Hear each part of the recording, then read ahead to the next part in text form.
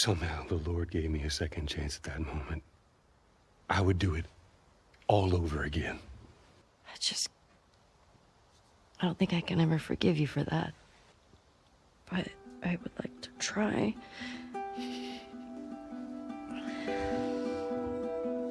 I'd like that.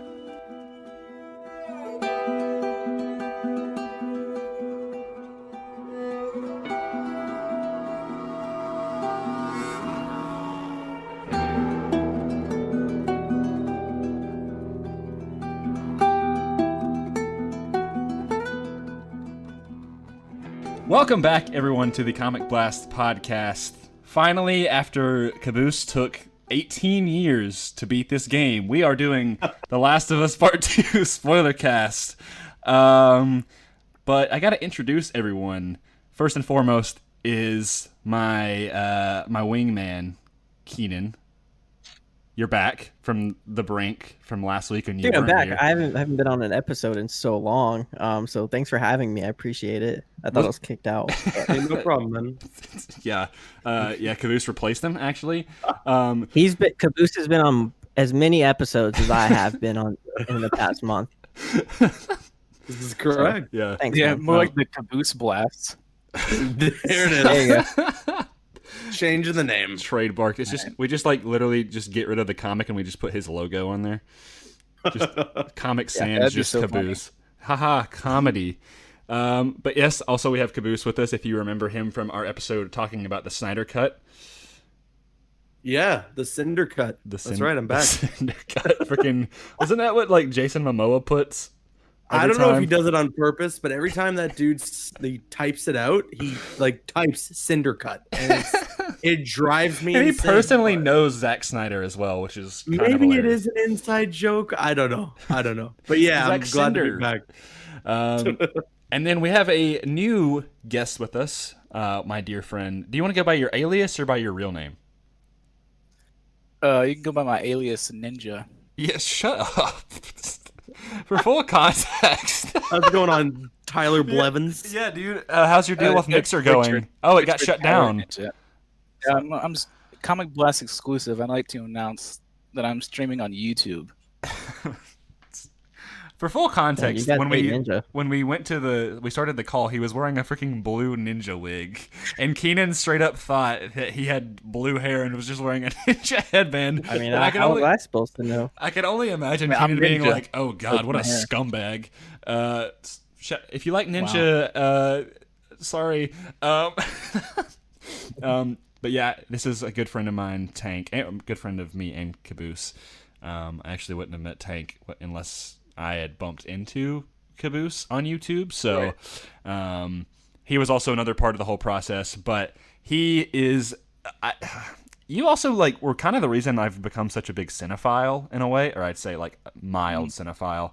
Literally, you have a poster of Drive right behind you, which is my favorite movie of all time. So I have a lot to attribute to you, but you definitely know a good story when you see one, which is why we're talking about The Last of Us Part 2, except Keenan hates the games. Well, okay.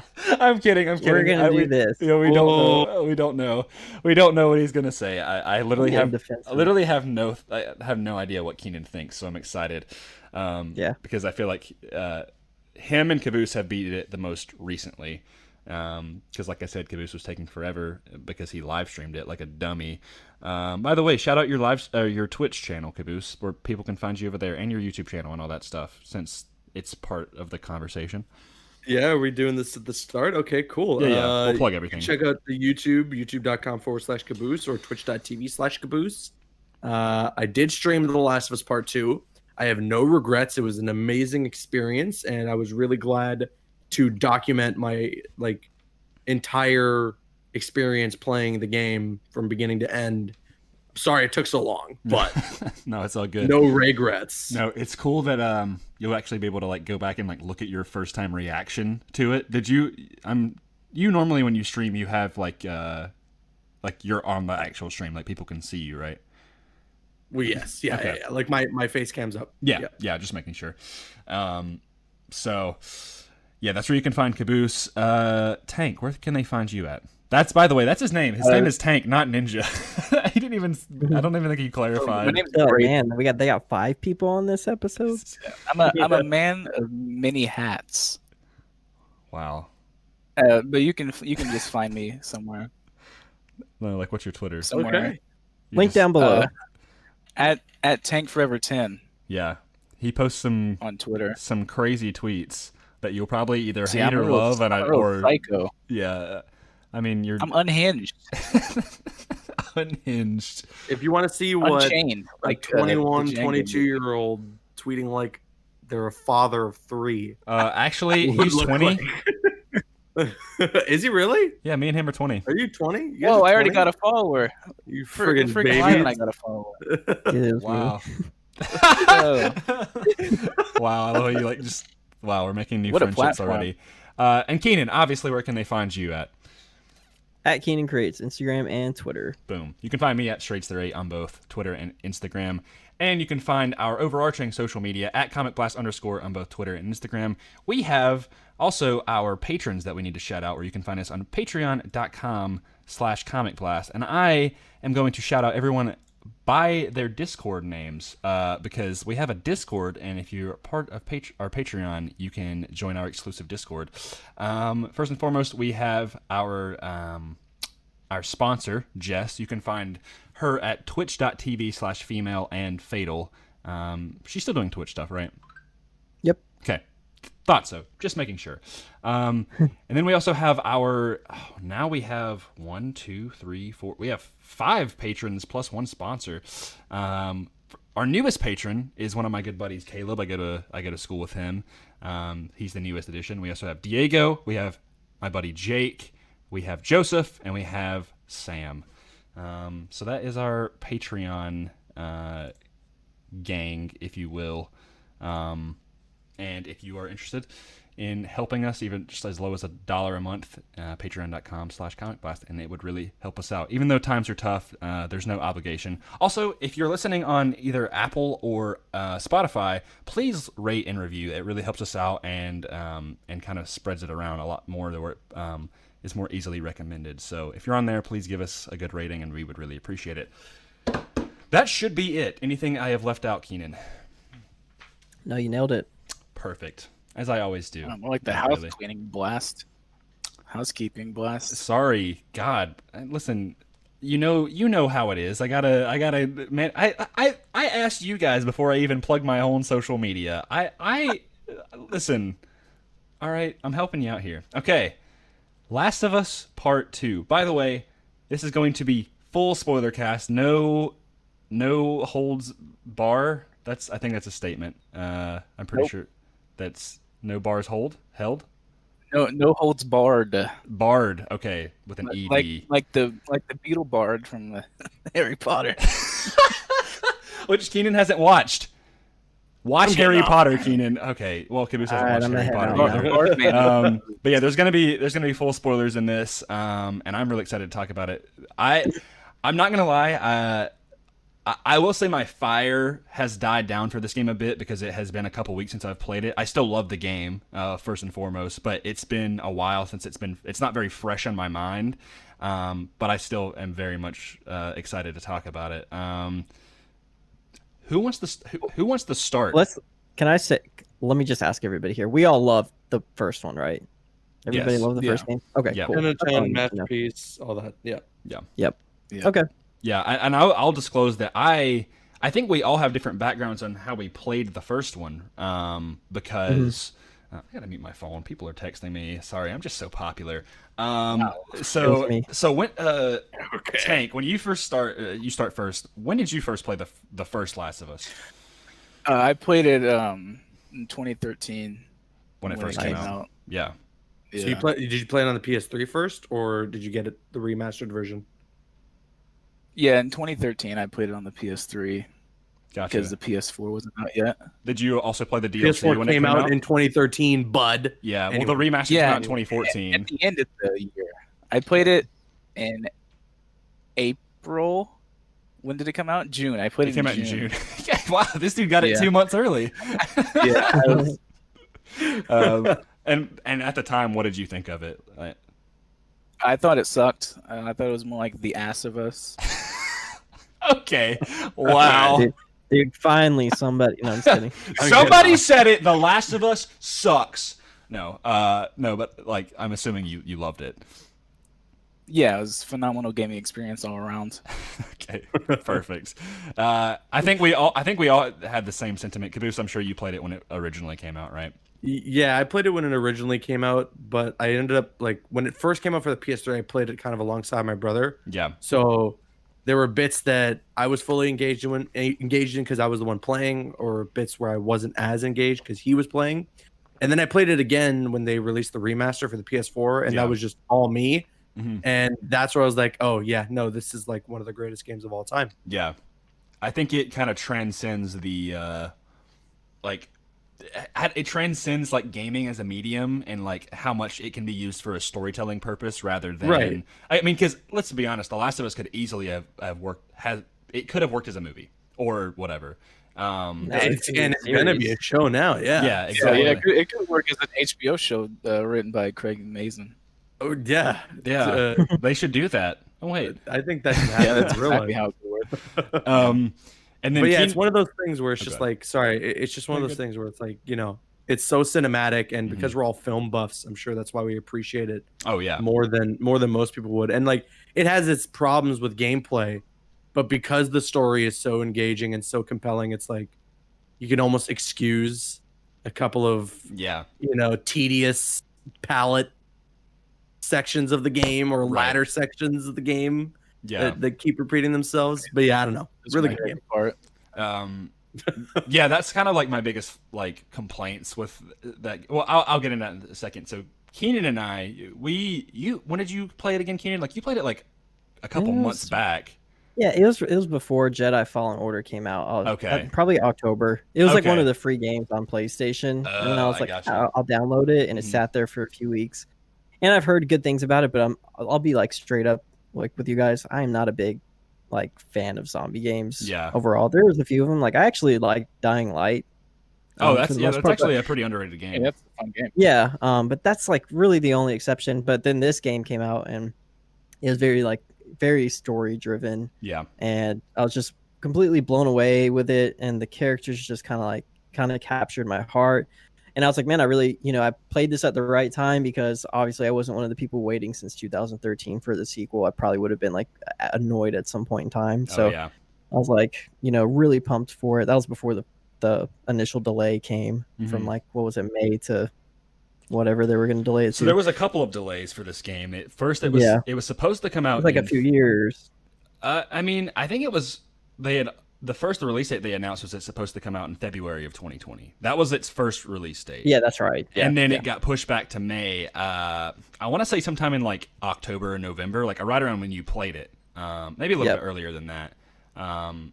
And then because of Then COVID, yeah, it got delayed indefinitely, which ended up being about like a month and a half, I would say. You know what I really wonder? The game is like you said, it's supposed to come out in February, and that leak. When did it happen? In like April, May? Yeah, March, April, somewhere around in there. Yeah. You got to wonder if the game met its original release date, what the reception would have been overall from like everyone. wish, The culture would have been a lot different. So before we get into that real quick, I want to say I am probably the most like the outcast of the group, where I literally played The Last of Us Part 1 all the way through and its DLC like 2 weeks before the second game came out. For the first time? Yeah. Oh Yeah, I wow! remember Yeah. that. So like I'd always like the first act, like I'd always seen the intro, and I think I saw all the way up to the part where, spoilers for the first game as well, no brainer. I got all the way to the part where like Joel got to Marlene, I think. Or maybe where Joel like had realized that Ellie was bitten, right? That she was infected, that she had been infected but actually was immune, and that's where I stopped. I remember I watched a couple of the Rad Brad's videos, I think, on it back when it came out. Welcome back, yeah. And this is back. Brad here.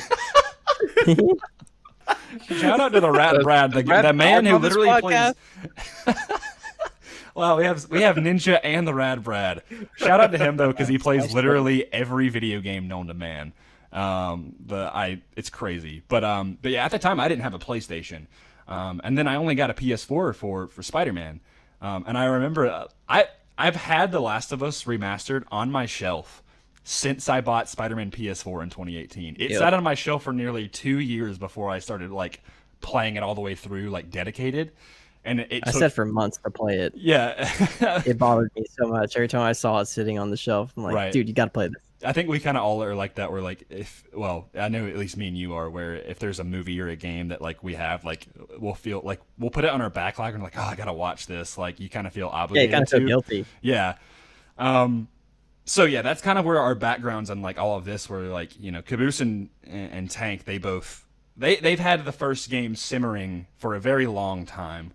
Mm-hmm. And the first question that I want to ask is, did you think when you beat the first game at that time, did you think it needed a sequel? Did you want a sequel? Yeah. That's a already... good question. Yeah. I don't know. The thing is, I already knew a sequel was coming out. Right. So... That's why it's different. That's why I wanted to ask them specifically. Yeah. Okay. I don't know. I mean, I looked at the ending and I was like, I'm content with this. Right. I don't ever remember being like, give me a second one. What the hell? Because the ending's not a cliffhanger ending. The ending is just like one of those up to your own interpretation kind of things. Right. So like I saw it both ways. I was like, if they ever make another one, great.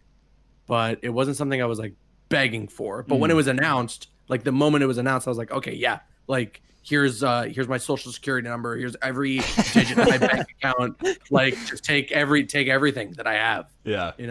I think that's kind of how a lot of people were. Like, I think there was a good amount of people that wanted a sequel, but like it was when it was actually announced that people wanted it. What about you, Tank? Well, I think the ending of The Last of Us 1 was like my introduction to ambiguous endings. Yeah.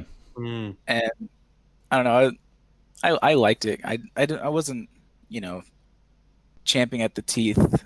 Yeah. At the bit for a sequel because, I mean, I felt it was wrapped up. Felt satisfied. Right. It stands alone well. Like I don't think it needs a sequel, but it was whether the storytellers wanted to have a sequel, and that's what Neil Druckmann wanted. He wanted a sequel. So, the reason I asked you guys that question is because there's been a lot of people that you were saying, Caboose, about kind of like the critical reception to this game and how it's so divisive. There's a lot of people that either they didn't think needed a sequel at all, or they wanted a sequel that was what they wanted in their head, right? They wanted a much more safe sequel. And I was listening to the official Last of Us podcast, which all of you guys should totally check out. I'll definitely listen to that. Yeah, it's really good. They get a lot of the actors and the production team on there talking about the game for the first game and the second game. And they're currently on the second game right now talking about it. And Neil Druckmann was like, yeah, we had some concept designs for like, what if it was like Ellie figured out that there was another immune person and she goes out and finds this immune person, and obviously like the lie comes out and then it's her and Joel teaming up in like this really cool like standoff or whatever. Like that was like what the safe sequel warranted. But Neil Druckmann, like they really, like when he pitched the thing of like, yeah, Joel's gonna die really early on, people were like, oh, like, okay, this is very, very different than what people anticipated. And I think that's the biggest talking point right now, or like the biggest there's a couple of controversies, but I think the biggest thing that people are very, very mad about, where it's becoming yet another thing of this toxic fan base, is that people are livid that Joel died, this beloved character, and that he was just they think he was killed in a very lackluster and unwarranted manner, unceremonious, right? Like it was. It just happened. Yeah, it just happened, and they're like, "What? Like they did it for the shock value? That's stupid. Joel deserves a hero's death and all of that."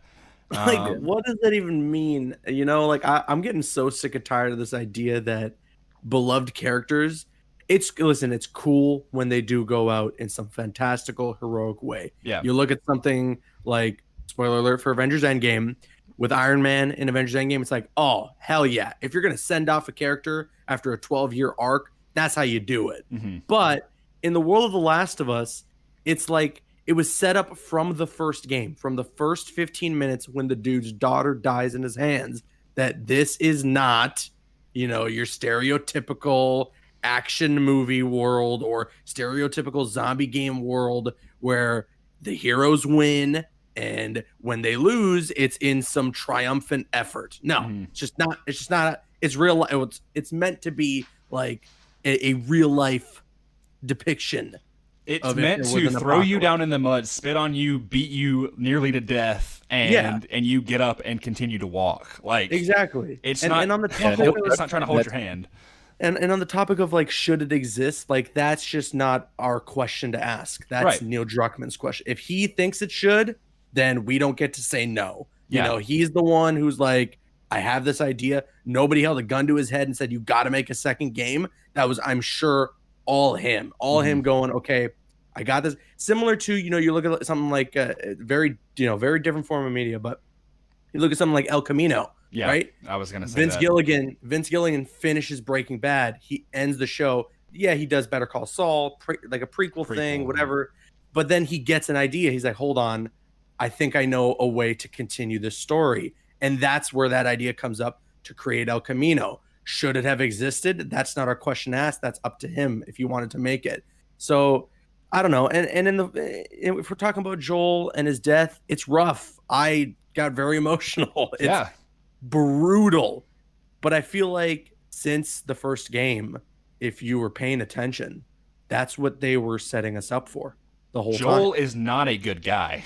No, not at all. And that's what was so talked about when it came to the ending of the first game was like, well, damn, yeah, he straight up lies to Ellie, and they don't make a point out of making it seem like, oh, they just kind of walked out of the hospital. No, he shot a bunch of dudes. he killed a bunch of many people. Like friggin' Marlene is like on the floor begging, and he shoots her in the head just to get Ellie out of there, and then he lies to her face about what happened at the hospital. So clearly, the game, even in the first one, didn't try to make you seem like Joel's a good guy, but that was kind of the moral ambiguity of it was that, yeah, he did some messed up stuff, but also, damn, man, poor guy lost his daughter. He did it for love. And now he's sort of kind of rekindled that love, like you said, with Ellie, and it seems that she was the one to save him from kind of losing his humanity. She's the one who helped him find his humanity, and I'll come back to that point when we get to The Last of Us Part 2. Mm-hmm. But yeah, I don't know. Joel's death is rough. It's hard to watch. It's really brutal. Not a heroic death for sure, but I feel like that was the point. I feel like that was definitely a purposeful thing to help set us on the journey that the game is supposed to take you on. Yeah, I definitely agree with that. And while I think the reason people are a lot more angry is because I asked what your guys' backstory on the game was and how long, like when you played it, and you guys played it 7 or 6 years ago, more closer to when the game first came out, whereas I came, I played it when it was a lot more fresh. And so I experienced the full story. Right. And the thing is like, I love Joel, but like he wasn't with me as long as for other people. And so I have a friend at work, and I've been talking to him, and he liked the game, but he has some complaints, right? And and his biggest thing is like, this is this character that people have loved for years, right? For almost a decade, and the way he dies is like not like just or whatever. And I'm like, I get that. Like, I get that. I get that you're supposed to be mad, right? Like, you're in Ellie's shoes, and you're like, that's the whole point, is like, you are supposed to be angry because this is a story of revenge. This is a story of how far obsession and revenge will take you and how it will make you lose everything. And that is a theme from the very beginning to the very end. And you see that contrast between the two playable characters of Ellie and Abby, which is something that I definitely want to talk about. And kind of how like their duality of it. So, I don't want to like jump the gun, but I feel like I kind of have to. I'm just gonna say this very bold statement. All right, just to kind of create some controversy here. Okay. Oh yeah, let's go. Abby is a better character than is the best Last of Us character. Ooh, that is very controversial. Yeah, and I disagree with you, boy. but it's interesting. So the reason why is, well, I'll take it back. Is she the best character? I don't know. I think she's top 3 for sure. If you're talking about best characters or whatnot, she is my favorite character, which is something that I was not expecting in the slightest when I started playing this game, because they really throw you for a curveball. I'm curious, did you guys, with the leaks and whatnot, did you guys know that you would be playing as Abby for such a significant part of the game? I saw none of the leaks, so I haven't seen any leaks either. very fortunate. So I did remember though that there was that E3 demo, right, with her in the which everybody thought was apparently Ellie's mom. They thought it was. That's what everyone speculated when it first came out. Yeah. Speculation. And so there's a lot of people that are hating on Abby as a character. And to be honest, I'm like, have you played the game? Like, All right, Grayson, we're gonna get into this one then. Okay, so, oh man, yeah. So I'll say my piece, and I'm curious of what you say. But I think there were moments in this game, right? So you start off and you're playing as Ellie, and when I'm starting to play this game, I'm on board with it. I'm like, all right, cool. She killed Joel. Like, this is a very personal thing. Like, I watched Joel. Like, I watched Joel die in front of my eyes. Like, I'm pissed, right? I'm cool with this. Like, let's go to Seattle. And I'm not cool with this, but like, I am understanding where she is headed, right? Like, she is trying to get to these people because she wants her revenge. And so then it gets, you're going through the days, right? You're going Seattle day 1, and you're like, all right, this is a bit more tame. And then as things start to ramp up, right, things are getting a lot more intense. And then by the end of Seattle day 3, when she accidentally kills, Owen and Mel, Mel, right? Owen and Mel. Yeah. I think she purposefully kills Mel and accidentally, kind of. She kills them in defense. Like, she wasn't trying to kill them, but like they attack. They end up attacking them. So she kills them, and she realizes like Mel was pregnant. And I'm like sitting there like, oh my god! I was like, this is rough. That was my first jaw drop moment. Also, the moment when she beats Nora, messed up. I was like, that is rough, man. Like, I mean, but like Ellie is mad, and like I get it. But then when you make that switch to Abby, I was like, my friends had like sent me Snapchats and like, oh, I'm playing Last of Us, and I'm like, okay, I guess you're playing as Abby again, like, because you play as her very early on, and you think it's maybe more for just like that early on segment, but then you come back to her again, and I'm like, okay, that makes sense. And so you get her backstory of, okay, Joel killed her dad, right? In cold blood, really. Like, it was like the doctor was really defending himself, and that's one thing that I really like is you end up killing that doctor. Like, you have to kill that doctor in the first game. Like, there's no way around it. I love that. I love that you brutally murder him. Yeah, and it's like, yeah, I agree. Shut up. No, I'm saying, I'm dead on it. No, I hate you guys. You know what I mean? They're like how they make it a personal thing, right? Where it's like, oh, I did that. This is something that I did, and this is my fault. So immediately I was like, and I've always thought like Joel is not a nice guy. Like, even before the whole Firefly massacre, if you call it that, him and Tommy, they were that 20-year gap between when he loses his daughter and where the first game begins. They did some awful things. That's heavily implied that they murdered a lot of people and did some awful things. And so that's a big theme of The Last of Us. Is it's not black and white. It's all gray. There is moral ambiguity everywhere. Let's draw a parallel. Okay. Mm-hmm. Joel loses his daughter, becomes this kind of cold-blooded killer in the face of survival, or in the name of survival. Mm-hmm. He finds Ellie and regains a form of his humanity through that. Abby loses her dad, becomes this cold-hearted killer, like this weapon. She finds Lev, and through that finds a piece of her humanity again. Right. Isn't that something? That's one of the, I think, the best pieces of the game's writing. That's just like Joel. Yeah. But yeah, no, it's like that. You can definitely tell that that's the parallel that they were going for, and that's what they were trying to do. And I liked that a lot. Yeah, I totally agree. So I don't know. I don't know if she's my favorite character. Like that's pushing it, but I mean, that's understandable, agree.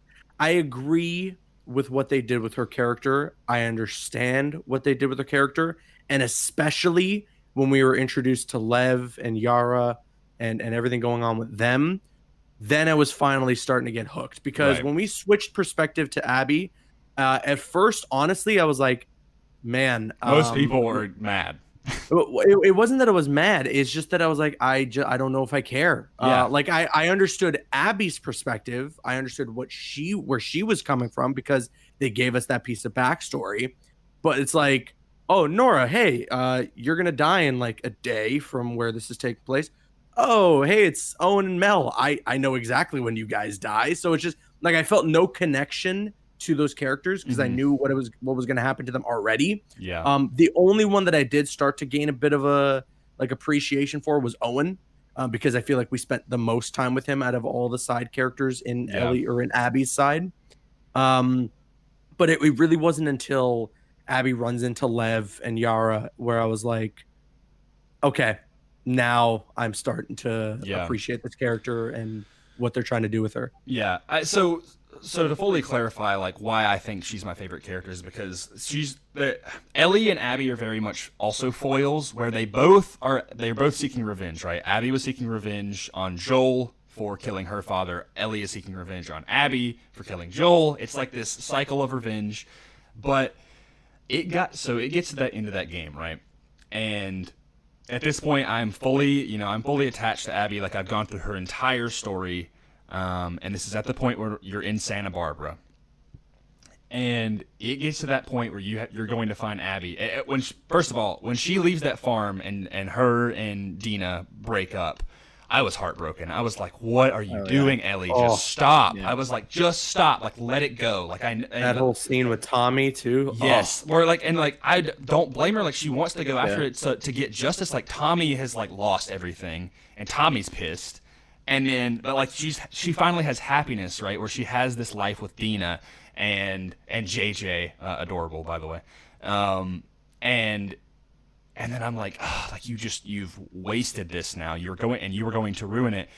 And so then you find Abby, and Abby is just emaciated and she's lost all of her muscle mass and like has her head shaved. And I'm like, and she lets her go, and I'm like, oh man, like maybe this is fully turned around. Like maybe like she actually, without Ellie, like she wouldn't have been saved. And then she goes, I can't let you go. And I'm like, God, what? There's like a lot of back and forth in this game, right? And I'm just like, just stop. I'm like, it's done. Like just let it go. Like you've moved on. Like you can live a life still. And then you start fighting Abby, and I'm sitting there. In that fight, I died 3 times because I just stopped pressing the square button because I'm like, I don't want to do this. I do bad not at the game. like. Yeah, sorry, I suck. But I'm like, I don't want to be doing this. Like, Ellie, just stop. And then you're in the part where you are choking her out in the water, and I'm like, ugh, like the anxiety that is was the part where I was like, I just wanted to put the controller down. Yeah, so I just... and then. Yeah, it's rough, man. And then you finally stop and you just like you let her go, and I'm like, thank God that she let her go. But like, see, Abby was different. Where Abby only killed Joel. That was her sole mission. She could have killed Tommy. She could have killed Ellie. She says, like, she aims the gun at Ellie, and she's like, I let you live, and you wasted it.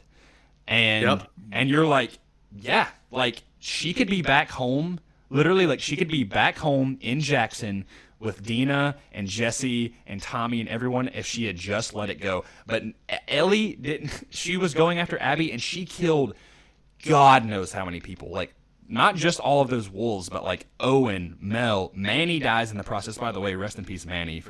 Ellie didn't kill Manny, but Tommy did. He got iced. Dude, that part I was like, no. That Manny. sequence is amazing. It's really by well the done. way. Holy crap. That whole sequence when you're getting shot at by the sniper, I was like, yo, I am going to snap this dude's neck. And then you Tommy. find out who it is, and you're like, wait, what? Like, Yo, that whole I knew part it is was so Tommy good. the whole time because I'm a brain genius. I figured out what it was. I'm Tommy, getting where I was it. like, been paying attention. I figured out it was Tommy because the sniper rifle, because there's the whole section where he's like showing the snipe, he's like teaching her how to snipe, and I'm like, this is Tommy. Yeah. See, I pieced that together after we found out that it was Tommy. I was like, oh, that's why he was so good with the sniper. And you just dunk him in the water. But yeah, that's one thing that I love is like the non-linear storytelling of like how they piece it together. But yeah. Anyway, Abby was like something that I got really on board with, and by the time, also another thing is when I was fighting Ellie, I don't know if I'm like a psychopath, but I was so mad at Ellie that like I had made a complete 180. I was so mad at Ellie that I was like getting enjoyment out of like beating her up. Let me not say feel that something. way. So I definitely think like the developers and Neil had an idea of how they wanted people to react to this game and how they wanted people to feel while playing this game.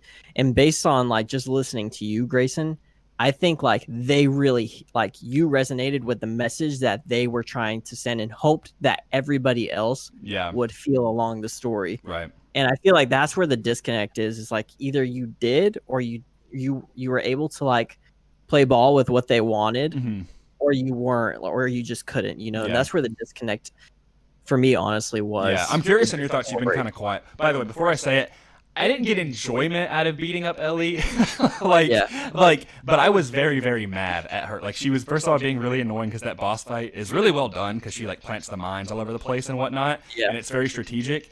But like I was so angry because I created such a connection with Owen and these characters as Abby that like I understood and sympathized or empathized with Abby. Because it worked completely for you because you went from playing as Abby and wanting to be Ellie, and then when you're playing as Ellie, you didn't want her to kill Abby, and it's like that's exactly what they were going for. I believe is what they wanted people to feel when playing this game. Yeah, where you kind of get that, you kind of feel that conflict, like where you don't want to be doing certain things.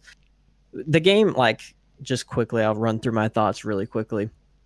First of all, I liked that they killed Joel very early on in the game and set kind of like set the plot in motion for the rest of the game. And I always thought that Ellie was kind of like the heart and soul of The Last of Us, and not so much Joel. I had a harder time, like I don't necessarily have like an affinity towards Joel. I think he's like a cool character, but I felt like if it weren't for Ellie, I would care a lot less about Joel and his story. For sure. Oh, absolutely. She brought so much out of him. So that's why I was 100% fine with playing with her through the rest of the game, because I thought she was kind of the heart and soul. I mean, we could talk about like the flashback stuff and like those flashbacks are so good. Yeah, you smile throughout the whole thing because mostly because moments of levity you need. Exactly. She brought that through the first game. Absolutely. Where there's moments that things were supposed to be serious, but she was, always cracking jokes, calling people names, stuff like that, goofing around. And I found it interesting that, Joel taught her that song, or he had that song for where he was like, if I lost you, I'd surely lose myself. And we actually get to see that happen to Ellie, where she loses Joel and she loses herself. She becomes a completely different person in this game. Yeah, she's very serious. She's set out on this revenge mission. It's heartbreaking, really. Yeah. So when Abby kills Joel, I hated her. I was just not because Joel was dead, because like I said, I don't necessarily have any sort of connection to her, but I felt the pain that Ellie had in that moment. And I was like, when she was like, you're gonna effing die for that, I'm like, yep, you are. Like, we're gonna do this. This is the game right here. And I was all for that. And then you go on this killing rampage, and we can get into technical stuff later, but the gameplay was really great. The gameplay just finding creative ways to kill enemies, just everything was awesome. But serial killers over here. Yeah, so you get to, I love dark things, but you kind of get to that halfway point of the game where things switch over. You get to that climactic point. And when things switched over, you start as, I think it's Abby as a younger Abby, right? The first thing is it goes like, Abby is aiming the gun at Ellie. It's like, I gave you a chance and you wasted it. And then it goes immediately to Abby when she's like, with her dad. Yeah. So at that the zoo. they tried to establish that, like, they tried to set you up to care for Abby and her relationship with her father and stuff like that. And I appreciate what they were doing, and I have no hate in my heart towards the people who made this game or what they decided to do with the story. I can just I can peacefully say that what they were trying to do just did not resonate with me, because in my eyes throughout the whole game, Abby was nothing but the villain. Right. And I saw very clearly that they were trying to set you up to be more annoyed with what Ellie was doing and try to really get you to fall in love with Abby, where they're kind of 180. Like you said, Ellie's just killing anybody and everybody. She's murdering dogs left and right. She's killing a pregnant woman. You know, it's really dark stuff, and it seems like it tries to pull you away from that character and try to get you more invested in Abby, where she's kind of like this savior. You get to see her save these 2 kids. Yeah. And, you know, very minor thing, but she gets to play with the dogs, you know, instead of kill dogs. You know, it's just very minor stuff, but stuff that basically worked for you, Grayson. Yeah. And probably you guys too, but it just didn't resonate with me because I was so angry for, like, I care so much about Ellie and her mission that it was really hard for me to connect with Abby on any level. And when I did get to that ending point of the game, I was hoping that she would eventually kill Abby. And I know that's not what, you know. That's what a lot of people did want, yeah. Yeah, that's what the writers didn't want to happen. Like, they wanted you to, you know, kind of see where revenge will take a person, and that it's not necessarily always the best course of action. Yeah. So I get that. I see what they're trying to do and everything, but for some reason, it just didn't work for me, and I was unable to get any sort of like, you know, any sort of like emotional connection to Abby, other than Lev. Lev, I thought, was an amazing character. I thought he was awesome. I thought their relationship was one of the like small bright points with Abby's story. That was, like you said, that's kind of when when it kind of like started working for you with Abby Caboose. Yeah. Is when you run into. I think that's the Lev moment. That's the moment in the game when what I've heard, at least from Neil Druckmann, is that's the moment when you're supposed to, where it's like, okay, like I can get on board with Abby and Lev's relationship, and even Yara. Especially that moment when they're going across the crane Bridge, Sky Bridge, yeah, Sky Bridge. That's a very bonding moment between them. That's one thing that I love, by the way. Is also like how they give Abby that like fear of heights, and when you're like looking down, like I don't know if you've noticed, but like in any moment, vertigo, like, she'll go like, and she'll and it's like a really cool detail. But I will say that doesn't happen when you're playing as Ellie too. No, it does not, because she's just not afraid of heights. I will say, Keenan, to what you were saying, I didn't look at Abby or Ellie as like the villains. You know, like the way that Grayson was, or even the way that Tank was saying how they were like struggling during that final fight against Abby. I felt the same way during the fight with Abby against Ellie. Both from when you're Abby fighting Ellie and when you're Ellie fighting Abby. I was like, I don't want to do this. The only villains, the only antagonists I saw in the game were the Seraphites. Oh god, and the Rattlers at the very end. Those are for me the only ones where I was like, yeah, okay, these are bad people. Yeah, the Rattlers are a bunch of like.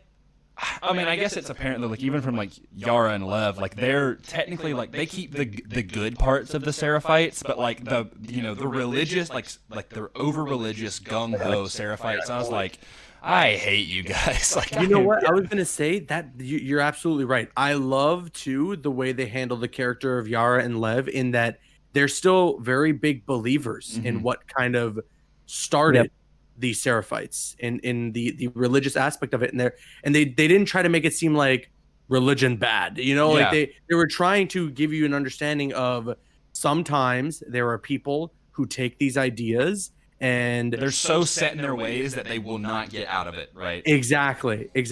Or they'll twist words into their own liking and make them seem worse than they are, or at least act upon them worse than they should. But Yara and Lev had a deep understanding of that religion that they were supposed to follow, and would still follow it even if they were trying to get away from that group. They still and I defended loved it. that. Yeah, and I loved that. I was like, that's brilliant to me. I definitely agree. But yeah, so for me, I didn't really see Ellie nor Abby as the kind of antagonists of the game, and I'm not sure who you were supposed to, or if you even were. I don't think you are.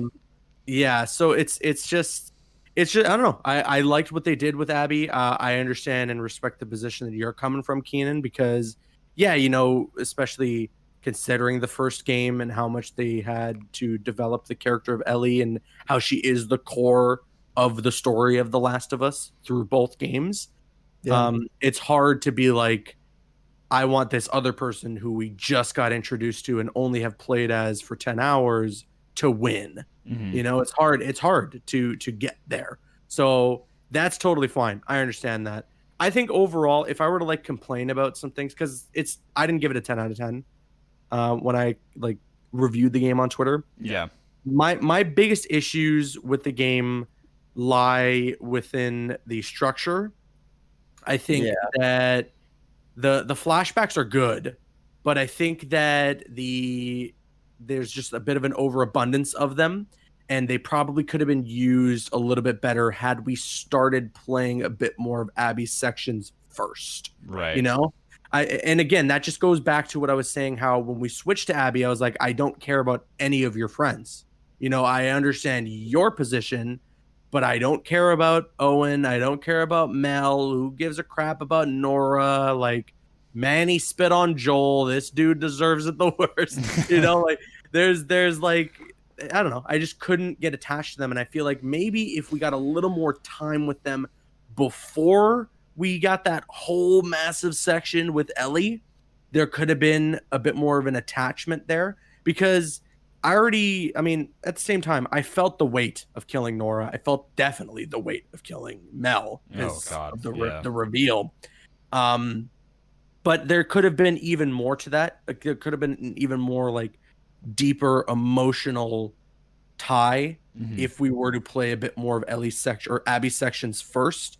And then my other biggest complaint, and this is like actually like a massive negative for me about the game, is that like, what the hell? Why did we spend no time with Tommy, or what he was going through, or how he felt? Listen, I get it. Ellie is the emotional center of the two games. She is supposed to be the daughter figure to Joel. Tommy's Joel's brother, though. Tommy was there when they were kids. Tommy was there growing up with Joel, was there when the outbreak started, saved Joel from dying from that military dude at the start of the first. Like, how is that seriously a skipped over aspect of the game? Why did we only get like breadcrumbs about how Tommy felt through all this? That bugged the hell out of me. Kind of what happens. Sorry, I don't mean to cut you off. No, go ahead. When you're trying to introduce so many characters and you have a goal to make these other characters likable, like that's their mission, and sometimes some other characters kind of get pushed aside because people are probably like, the writers are probably like, oh, people already like Tommy, Love Tommy. Exactly. So you're like, you don't need to spend too much time. They know who he is. And then you're like, you can only dedicate so much, gameplay and story to so many characters. That's true. And he was a victim of the story, or he was a victim of the writing or whatever. Dude, I think he lost the most. I know. Yeah. Ellie lost a lot, but like Tommy loses. Oh man, like he loses his eye. He's a cripple. He loses his brother. He loses his wife in the process. Like. He is lost so much, and you see it too, that tiny little glimpse that they give you of it at the end of the game when he approaches Ellie and he's like, hey, you promised me this, by the way. Man. That piece was like, oh my god, I wish we got like just an hour more of some of this material from this character. Honestly, for me, scrap Jesse and throw Tommy in his place. I love Jesse. Jesse's great. Yeah. But if I were to choose between having Tommy in Jesse's place to get more character development for him, I would choose that 10 times out of 10. Jesse's I love the character. I really did. And I felt for the character when he got killed. Ooh, but again, that's another character we didn't spend enough time with mourning for, but whatever. That's not as major of a complaint for me as Tommy. And I just would have loved if, that moment when it's Jesse who shows up behind Ellie and he's like, "Oh, you think I let you do this on your own?" If that was Tommy, I thought it oh was my Tommy. God. Oh yeah. I would have loved it. I would have loved it if it was Tommy, and we could have just had a bit more of a back and forth between the characters, how Tommy feels about everything, why he ran off on his own to try and go after these people after telling Ellie not to do that herself. Yeah. Like there's so much with that character. I feel like that was just such a massive missed opportunity. And maybe, he is one of those characters that unfortunately, because there's so many things going on, it's just one of those things that you have to make the sacrifice for. But I feel like they could have sacrificed 10 other things to make room for Tommy, and instead Definitely. made room for the other things over Like Tommy. Jesse with Tommy. I think that's a brilliant move. Yeah. But It's okay. Caboose. What's that? No, I'm like going back on you wish Abby's parts were earlier in the story. Uh-huh. You mean like her first 3 days were before Ellie's? Maybe not Or all three, but maybe like day one of Abby's adventures. Day one, day two, day two, Yeah. day three. Maybe something like that could have just worked a little bit better for me, because it's I don't know, it's hard for me to go 3 days with Ellie hunting down all these people, trying to take down Abby, and then killing some of Abby's people along the way, and then halfway through switching to Abby's perspective, and she's like buddy with all these people, and it's like it's a jarring shift of tone, emotion, and you have to start when you shift over to that character, you have to start rebuilding some sort of momentum and emotion again. Yeah. Interesting. So it seems Cut like off exactly what you were feeling in that moment, and now you have to completely shift. it was also tough literally restarting from scratch on all my upgrades and stuff too. That was that was my biggest annoyance. I didn't mind story wise, but from a gameplay perspective, it was annoying. that was really annoying. Not have any upgraded guns anymore. I will say that's one thing that I do like. It's not the getting rid of the upgrades, but Ellie and Abby's different play styles in a sense. Like the core components are still there in terms of stealth, but their upgrades are slightly different. So Abby is definitely more of a military tank style game. First of all, listen, I would like to have Abby's muscles. Please, Naughty Dog, please put out her gym routine. Naughty and not Naughty God. Bloody God. No, but I love that she's this just absolute unit. She's just this from tank. a gameplay perspective, she is way more fun to play as. Yeah. Ellie. You can straight up just go to people and just pummel them. Yeah. Punching clickers and stuff or whatever is just so fun. I love it. It's so good. Yeah. That was. Plus, she has that whole Rat King section of the game, which is Ooh. that was awesome, terrifying but awesome. Dude, that was such a Resident Evil moment right there. Yes. I was like, oh, this is survival horror. I dig this. I was playing that part and I was like, this is like Resident Evil. Wow. I just get running. Yeah. No, that was funny. That was the weirdest boss fight for me, because it was running and tapping on weapons that aren't there. Just running by all the tables trying to tap on ammo that's not there the whole time in the dark. What difficulty did you guys play on? I played on moderate.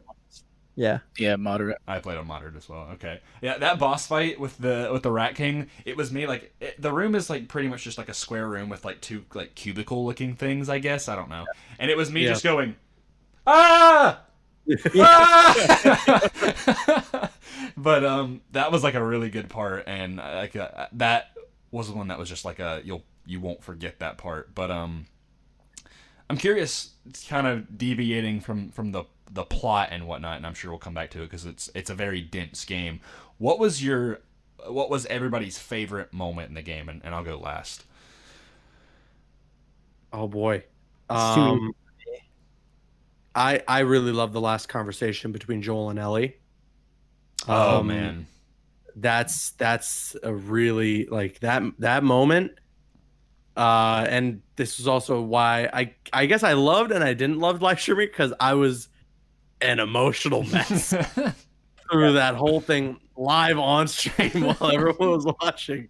That part was really, really tough, but some of the best acting through the whole game. The performances are just incredible. Yeah. I also really do love the final fight between Abby and Ellie. The music when that first tackle happens, like when Abby runs at you and tackles you down. Oh my God. I'm getting goosebumps just thinking about it. Gustavo Santaolalla. I think I'm pronouncing that right. Yeah. What a god. Dude, what a freaking god. Oh yeah. He is such a good composer, dude. I hope if he's not working on the HBO show, scrap the show. You like don't do it. This guy, he needs to be involved in anything The Last of Us.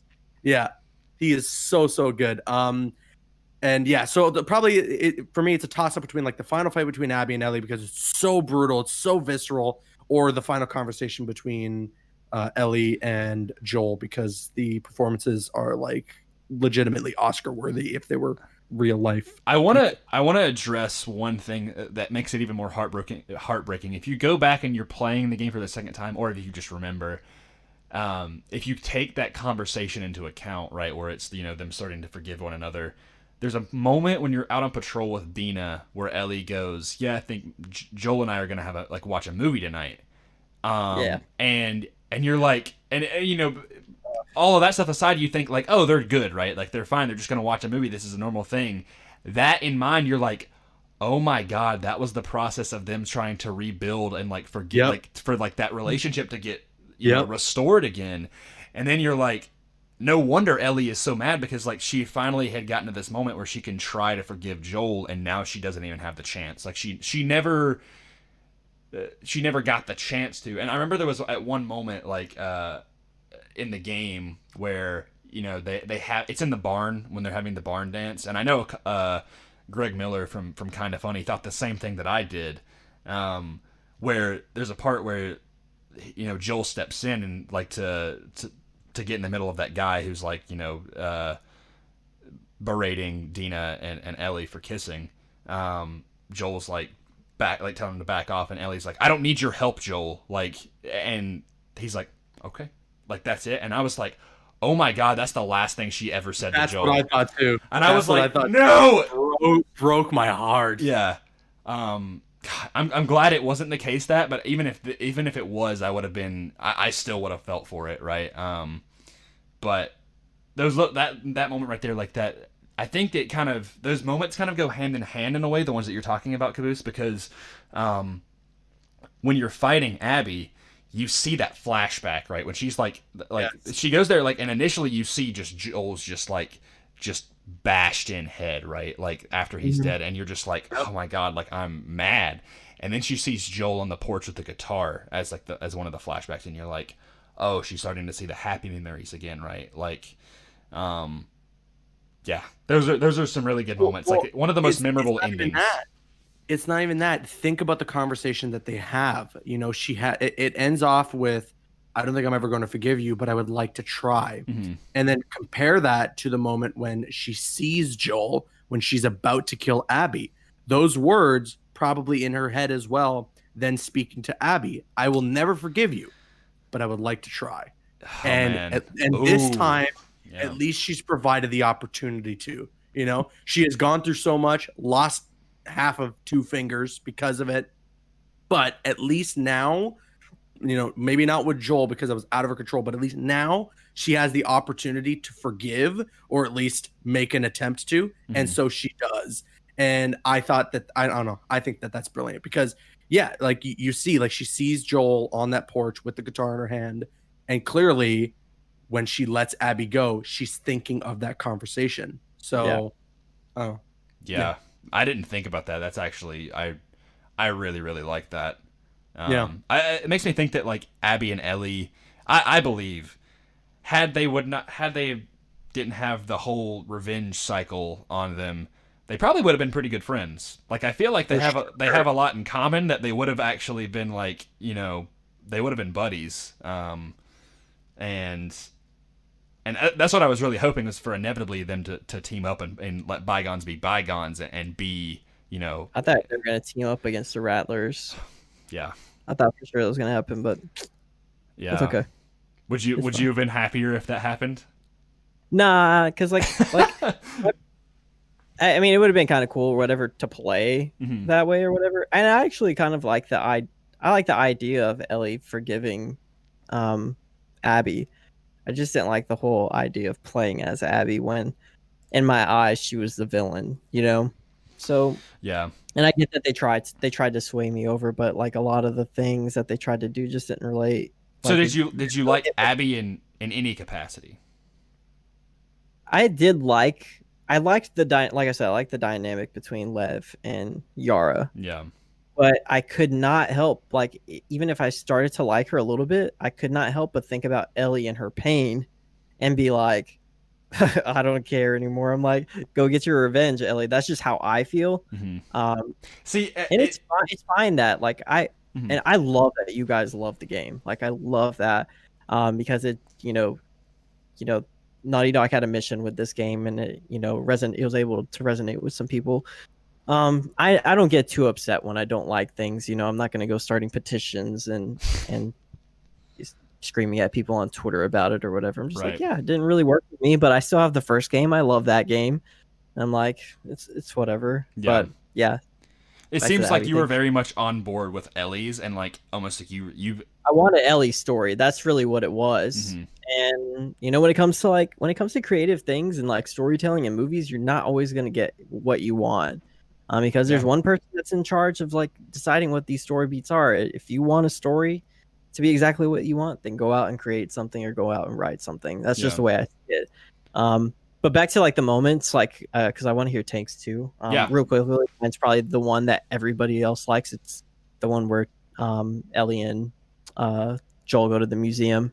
Because you really get to see like the old Ellie again. Like I said, she kind of her ways in this game, but when she like climbs on that dinosaur and she's like, look at me, I'm on a mother effing dinosaur, I'm like, that's Ellie from the first game, you know.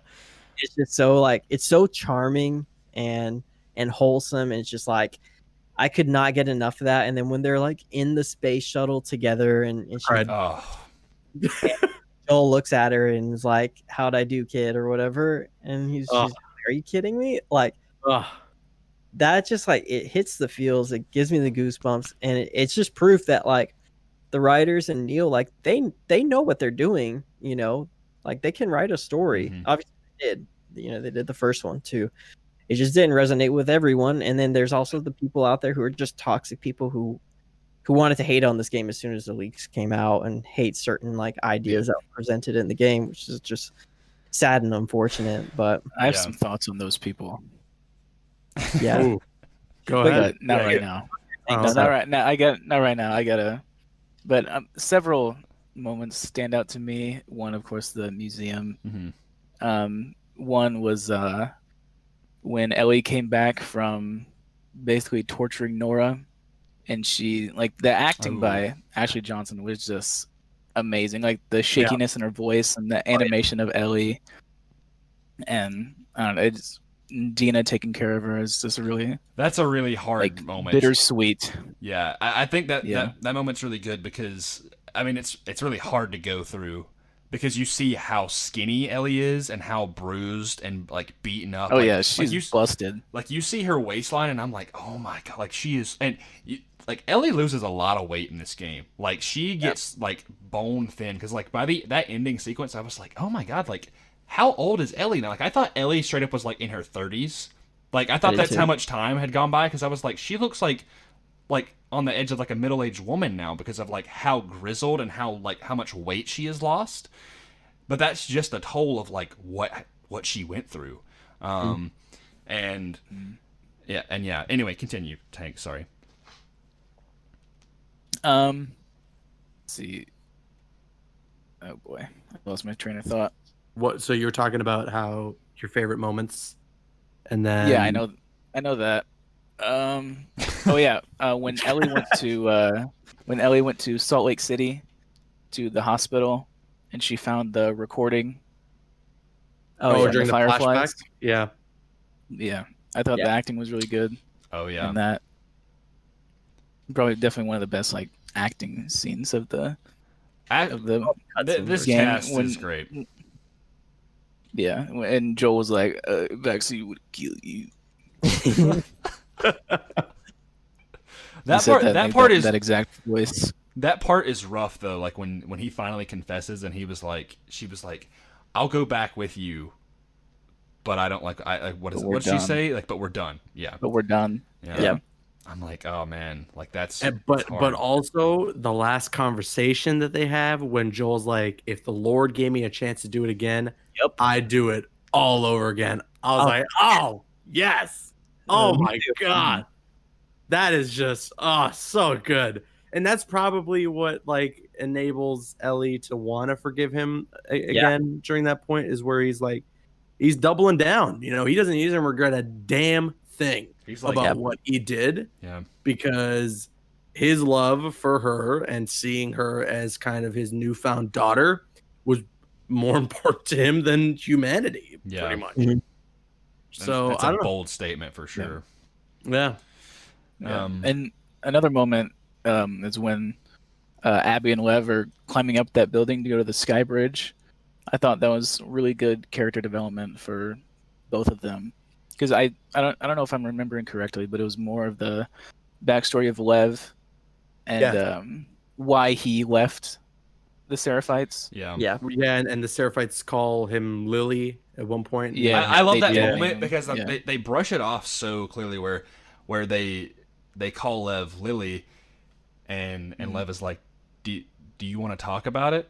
And Abby's like, do you want to talk about it? And Lev just goes, no. And they're like, okay. Like, I'm like, cool. Like, I don't need to know. Like, it's pretty clear why. And that kind of gets back to the whole thing of like, they don't make it the thing of like, oh, religion is bad, but it is. It's definitely a thing of how it does the opposite. Actually, it shows you that there is good religion. It's just like there's always the outliers and the people who kind of manipulate their beliefs, and there are unfortunately people who take these words of text and expand them as far as they can go for their own specific beliefs, rather than following the beliefs of the text, which is what Yara and Lev do. They give you hope. Yes. I loved them, and man, when Yara dies, I was shattered. That was a hard moment. Horrible. Fast to me. I mean, and it came so soon after Lev had to do what he had to do. You know, like that poor kid suffers. Yeah. This game. Yeah. It's random thing, really cool like cameo that's not super big in the game. Yeah. Jeffrey Wright playing I was just about to bring that up. Isaac, yeah. When I was playing it, I was like, is that Jeffrey Wright? And it was like, it didn't look 100% like him. No, but you could hear it in the voice. But the voice, I was like, wait a second. Yeah. Commissioner Gordon? People pointed it out in my chat when I was playing. I was like, no way. Yeah. And then like I looked it up and I was like, oh my god, this dude Jeffrey Wright is in the game. And Isaac's an interesting character because I feel like he's supposed to be the influence, right? Yeah. He's supposed to be the one that kind of enables Abby to think, when I find Joel, I'm gonna go full Isaac mode on this guy. Because when you get introduced to Isaac, he's doing some he's doing some pretty interesting stuff. Torture. Yeah. It's very interesting, like when you see that though from Abby's perspective of like, I don't think the wolves are good people at all, but that they do have a society and that there is a family there, but they're kind of the contrast of the people of Jackson, where Jackson's like, you know, you see Joel and Tommy, they're like, you guys can come back with us or whatever, and the wolves are like, shoot on sight, like everyone dies. Like no ifs, ands, or buts. And they get that from Isaac, right? And so I love that introduction to the character. I loved how ruthless that character was. And, you know, even in the face of, here's this girl, Abby, who's been on our side, or even in the case of Owen, right? Here's Owen, who we're hearing shot one of our own. Let's just go kill him. What do you guys think? Like, there's not even like a second to contemplate. There's not even like a second of, well, are we sure? The way that Abby has that sort of inner conflict, there's just the immediate, he's got to die. That's just the way it is. Yeah. And that was interesting because, again, that's the way that Abby grew up, around that character, around that lifestyle.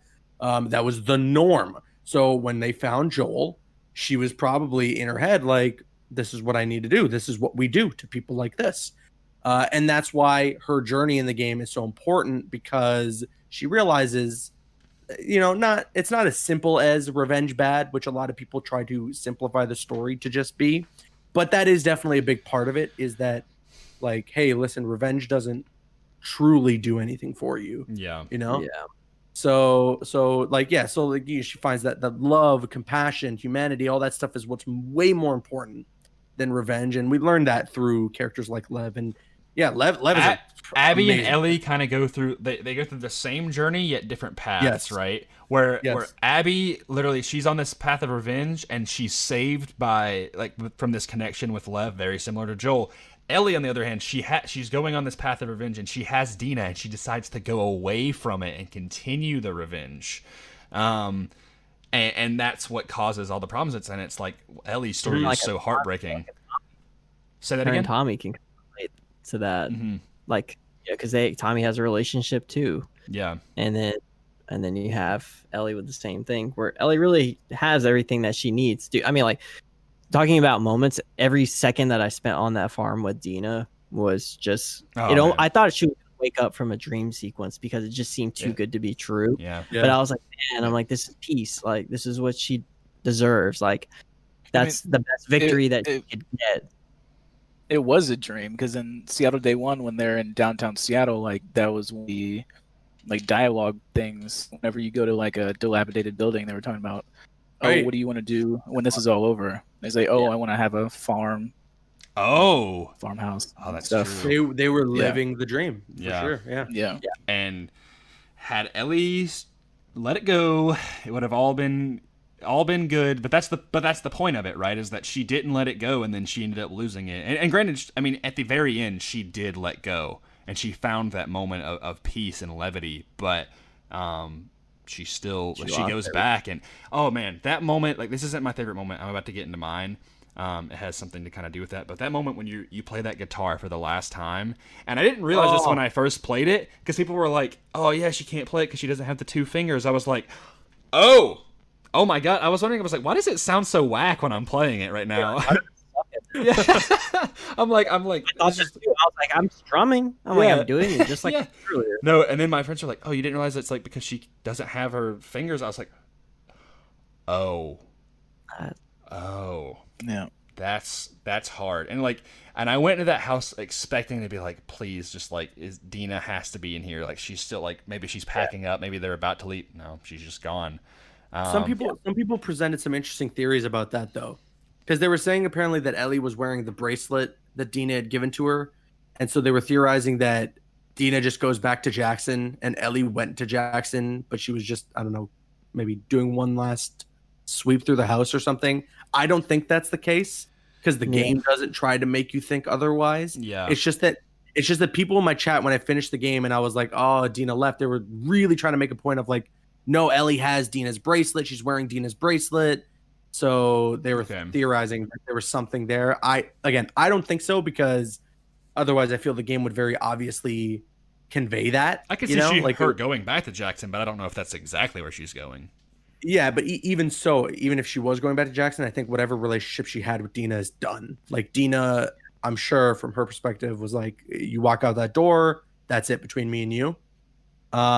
So that's the way that I interpreted it. And I mean, yeah, that last attempt at playing the guitar, having the two missing fingers, it's like revenge, like that final act of revenge against Abby took the last piece of memory she could have of Joel. Yeah. So that's, I don't know, there are some really good aspects to this game. There are some really good pieces of writing. I think, again, I stick by like my 8 out of 10 for it. I have a couple of issues. My biggest glaring problem being the way that they handled Tommy. But overall, I think that this was worth it as a sequel. Mhm. Even if you didn't like it, I feel like this was an important story to have been told. You know? Yeah. And again, just going back to what I said at like the beginning of the podcast is like, had the game come out in February, had nothing leaked, I really wonder what the kind of overall reaction would be. I still feel that there would be a lot of those same people hating on it, a lot of those same people being negative, but I wonder if it would be as overwhelming, because there are plenty of people who have seen the spoilers and just saw Joel die and didn't get the game and don't they're know like, the I'm out. context. Yep. Yeah. Yep. And don't know the context to anything There's else. also a lot of fake spoilers out there that people see where people are like, "Oh, Joel dies," and apparently the rumor, like the leak, is that Ellie dies, and you play as Abby really? and you kill Ellie. Yeah, because I remember. So I'll be full disclosure. I did see spoilers before the game came out, and I saw Joel dies and Ellie dies, and Joel gets killed with a golf club, and I was like, okay, like interesting. And then when I played the game, I was like, yeah, or like I was like, yeah, Joel dies with a golf club, sure, whatever. I was like, Ellie doesn't die, and like, I don't know. It's just people like, I don't know. Like, we're all big fans of Video Game Donkey. At least I think we are. And his review is so good. yeah, go check out Video Game Donkey's dunk view on The Last of Us Part 2, as he calls it. But his best testament in that game is just like, but it's crazy that you actually have to play the video game to accurately critique it. Because I'm sick of this whole thing where people critique stuff before they've even watched it or played it or read it or whatever the medium is. I'm like, look, like, taking it for yourself, right? There's a reason why we all, pretty much every single one of us has a different perspective on this game. Like, we all like it to some capacity, but like, it seems to be like, I definitely like it much more than you guys do, and that's why, like, you have to play it yourself. Like, and there's this whole group of people who have just been like, Joel dies, I'm out, game sucks, worst game ever, Neil Druckmann die, whatever. I'm like, what do you do? Like, stop, like, play the game. And there was actually, it was funny on Twitter, I had a discussion with a guy where some guy responded about the game, and he was like, nope, sorry, not interested, game looks like it sucks. And I was like, have you actually played the game? And he's like, no, I'm not interested. And I was like, I think you should really play the game, it may change your mind. Because at first I was down to doing it like out of spite, like I'm like, I'm not like one of these guys. And he's like, and then he legitimately goes, yeah, you're right. Actually, I should play it myself. Like, I'm doing the wrong thing here. And I was like, awesome, man. Yeah, like, I think you'll really enjoy it. And I was like, wow, what a world. Like, I just, like, this guy is actually going to, like, play this game and try it out for himself. Like, open-minded people.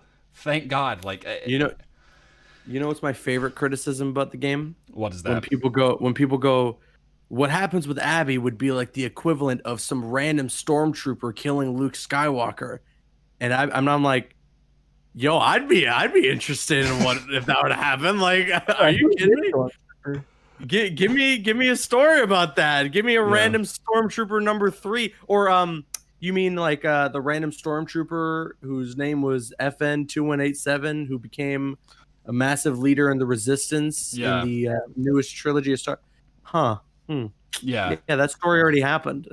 Like, it's strange, but what I love, not strange. What I love is that this world specifically, it really, both the first game and the second game, there is a consequence to every action, or at least like a lot of the actions. And that was like one of the biggest things with the first game, right? Is when you go to the University of Colorado and you kill those guys, and then you're playing as Ellie, and David comes along and he's like, there was this crazy man and he was traveling with a little girl, and you're like, oh, like this is leading to this. Like, and then, and obviously, like, when you're playing the Last of Us Part 1, you're like, oh, I killed this doctor, like nothing of it, right?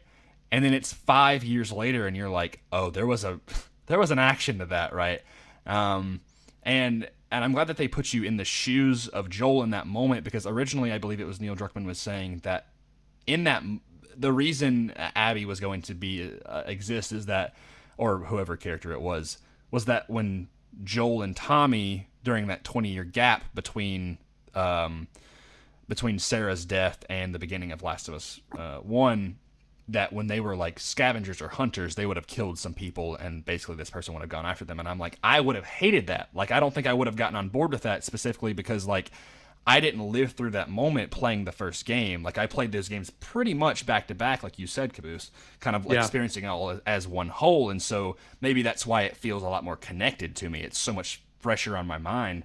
But the moment where I'm like, oh, like I'm seeing these events that I literally just played through unfold, like Abby is this Firefly and she does have her father and all of this. She's actually a human. Yeah, exactly. And that's what I'm saying is nothing is black and white. They humanize everyone in this game. And you can almost, like, you can see everyone's perspectives. Like I can even understand, like, not like that I agree with it, but I understand where the Seraphites are coming from. They're like, oh, we are set in our ways and we are going to follow through it to the end because that's what our martyr would want us to do. And it's like, well, I don't agree with that, but that's like I see why they think that. The same thing with the Wolves is like, hey, we are this unit, we are this militaristic force that we have Seattle. And I'm like, do I like you guys? No, but I see what you're doing. Like, you kill all these people because you want your group to be safe and you won't let anybody else in. There's a human component to every faction, to every person, whatnot, and I think that's what makes this universe very. Anyway, go ahead, Keenan. I thought of something that you're talking about, like with like the whole humanizing Abby thing, and I have like a suggestion or maybe like something that you guys could speak on. But when they go back to that flashback when you play as Abby with her dad and everything like that, does anybody else like this? This is one thing that may have really changed the game for me or my perspective on Abby. I kind of wish that Abby wasn't with her father because like she finds out about basically her dad wanting to, do whatever with Ellie and knowing that it may kill her. She finds that out. I probably would have liked if her daughter or his daughter was against that. Like, what are you doing? Like, this isn't who we are, like, kind of thing. Like, have like a difference of like ideals when it came to that. And it'd be kind of like funny to see how, Abby at one point in time was wanting to save Ellie, and then fast forward so many years later and they end up being kind of like enemies. Well, they do have contrasting beliefs, right? In the fact that he doesn't want to, he doesn't want to kill Ellie, but he knows that he has to. And Abby is like, no, she's kind of cold though.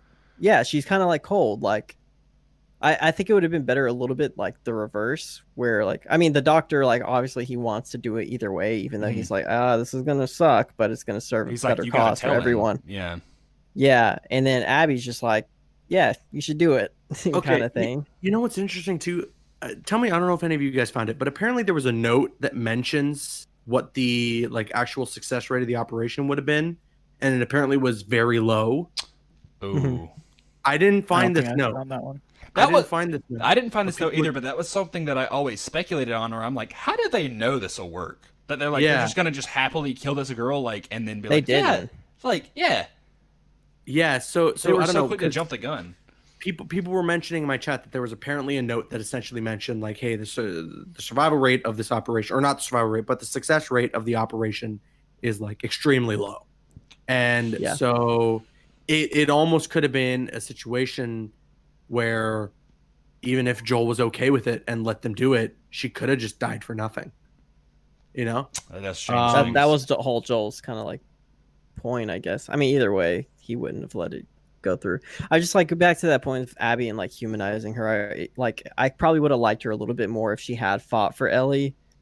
Not knowing her, just knowing that she was a good person before this happened, instead of making her seem a little bit cold. And you're like, oh, she already kind of sucks. She's always been kind of cold up until the point where she meets like Yara and Lev. I think the reason they specifically did that is they want to show that commonality between her and Ellie, right? Where Ellie she was like, no, like this was my goal, this was my purpose, this was my reason for being here, and you took that away from me, Joel. Like, how dare you?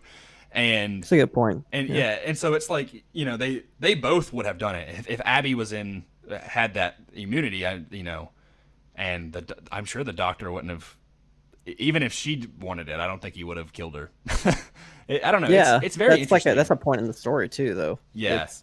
There is like there's so many like more arguments that you can have about Yeah. that whole situation. This is why we're doing this podcast though, is because it's such a Conversation. Yeah, there's so many conversation starters with this game, but I didn't get to my favorite moment in the game. Oh yeah. So mine, I think you guys are gonna like. It's very unconventional. My favorite moment is the "Take on Me" moment when you're playing the guitar. You can completely miss that moment, by the way. Yeah, it's a completely missable moment. Keenan, did you? I didn't see it, but I saw a Twitter post on it. Yeah. I'd never like experienced that. So- And then I saw it on Twitter. I was like, what? I'm like, Yeah. was I not paying attention? Yeah, you just go to this music shop, because I went to all of the areas in that little like free roamable kind of explorable section, which was a cool, fun section. I liked that, by the way. I didn't think I was gonna like it.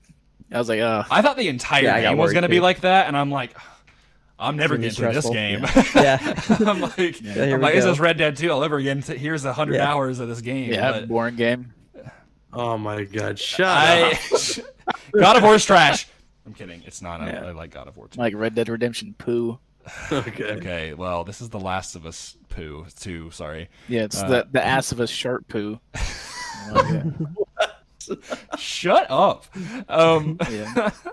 But no, that moment. The Blast of Us. Okay, I'm gonna mute you. Comic Blast. Get All right, muted. see ya. All right, see ya. But yeah, that moment, that was the moment, like, I literally, like, I was singing along the entire time, and I teared up. But I remember I immediately texted my friend, and I'm like, this is one of the greatest moments I've ever had in any video game, is her singing Yeah, I remember Take you on texting Me. me that. Yep. Yeah, I texted you that. Did I? Or did I actually text you? No, you did not. Oh, I thought I was about to say, I was like, maybe I actually did. I guess I didn't. My bad. No, you didn't. You didn't text Well, me. you were like miles ahead of me anyway, It's fine. but yeah, that is my favorite moment in the game, which is surprising because I'm sure you expected an Abby moment, but it was not that. Yeah. I love Ellie and Dina, and that's what I'm saying. I'm on board. Like, I loved both of their characters. There was just it Me got too. to that point at the end where I'm like, Ellie, stop it, because like I wanted her to be happy, right? Like I was like, it gets to that farm and I'm like, happy ending? What? Like, this is so great. And you go into that barn and there's that flashback that where she has that panic attack, and I'm like, here we go again. Yeah, you thought the game was over, and you're like, ah, man. And you end up Yeah. having to deal with rattlers and like. Yeah, because All this I think the stuff. game could have very easily ended there, where it's like, yeah, they live this happy. I mean, would that have been satisfying? I don't know. Depends. I definitely would have been satisfied, but then again, I Abby wouldn't have would- been. I wouldn't have been either, because then Abby wouldn't have been saved, right? She would have died, and that's another thing, by the way, is that Abby makes it to the Fireflies, which is, I love that. Yeah, Because that ending thing Yeah. that she makes it to, the boat. yeah. Yeah. Yeah, I think that's really cool, and that's another thing. Wait. Hold on. What are you talking about? She made it to the The, Fireflies? the loading screen. The loading screen after you beat the game. Oh, It's yeah. like I didn't even, all dude, I didn't bright even connect and- I didn't Yeah. even connect them. Yeah, her Okay. and Lev, Wow, those okay. Fireflies that she calls to, she makes it to the Fireflies, and Neil Druckmann confirmed Jeez. that. Yeah, Okay, so I completely botched and misread that whole thing. I thought that was the rattlers pretending to be the Fireflies to trap them. That's what I thought happened. So I didn't know that that was actually Fireflies. No, the she was Fireflies speaking were to. in a different location. So, Yeah. but what I'm curious about is, I've heard this theory going around where I'm like, okay, Abby and Lev are alive. They know Ellie's alive. The Fireflies are still around. They're gonna be the Fireflies are gonna be like, what happened to you? Well, I got captured by these rattlers, and I came all the way from Salt Lake City, where I freaking murdered, like, all my friends were murdered by this girl. Oh, what girl? Oh, well, she's immune. Her parental figure killed my dad, so I wanted Does to. Abby know that though? Yeah, I don't think Ab- Abby knows she's immune. She does. She definitely does. I think she has to know. Oh yeah. She Yeah. yeah. Because Because I just Ellie thought is she- like, because she "I'm literally, the one like, you when want." they're in the theater, she's like, yeah, like, she's like, it's you. You're the Oh, one. right. Yeah. Yeah. So that can leave an interesting thread of like, oh, is there still unfinished business there? Like, are the Fireflies gonna want to go after Ellie now? I don't know.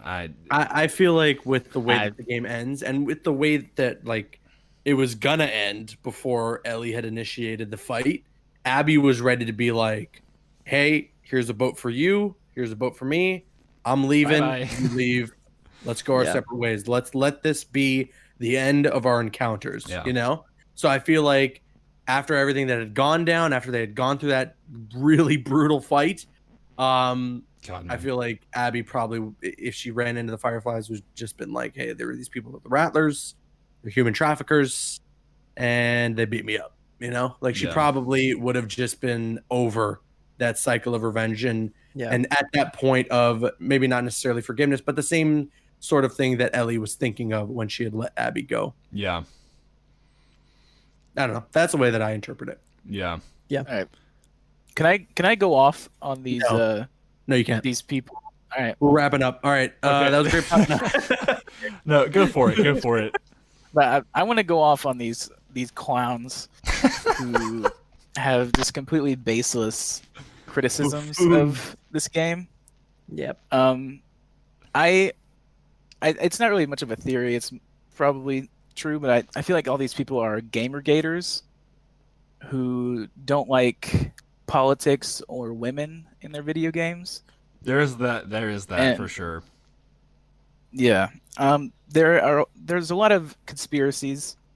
Like they think Abby is trans, Yes. and that's clearly a symptom of not playing the game. I'll give Because if they played the evidence to game- this. I have a coworker, right? He's not played the game at all, and I'm not going to call out his name or anything. Again, he doesn't listen to this, so whatever. His But name's John.